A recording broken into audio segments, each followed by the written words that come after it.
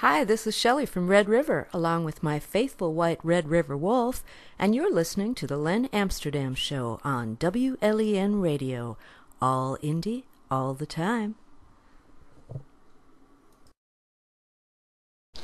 I fall to pieces.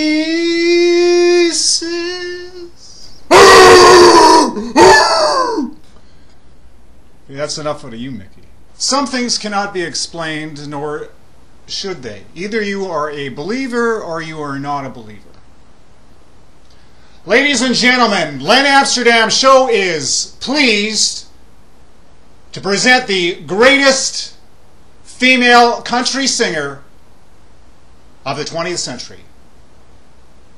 How are you, Patsy?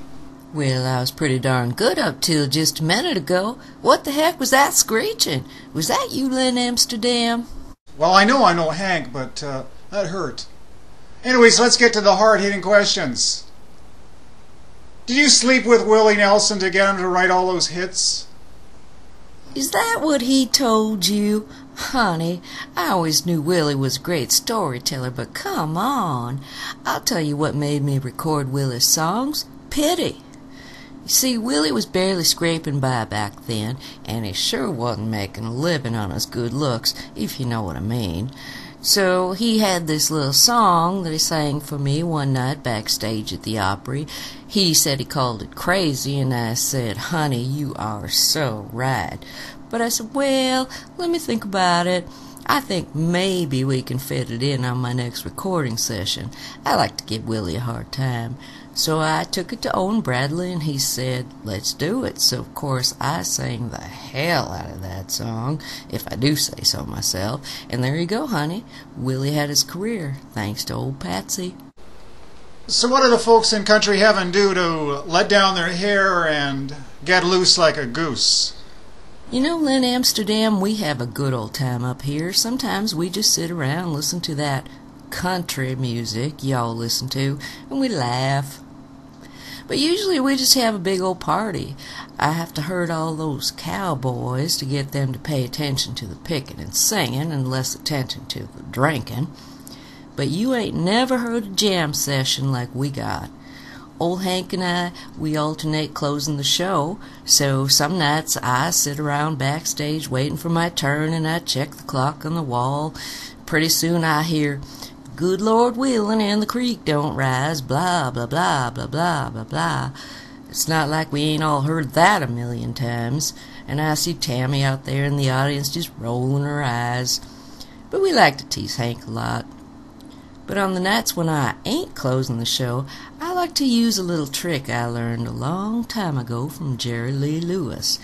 I am an impossible act to follow.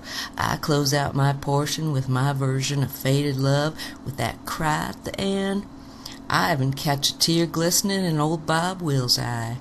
Then I saunter backstage past old Hank and I say, good luck, Elijah. So Hank, Johnny, June, and Tammy made it through the pearly gates like you? What about Don Rich? Honey, what do you think? We've been waiting for those good old boys and girls for a while, especially Don Rich.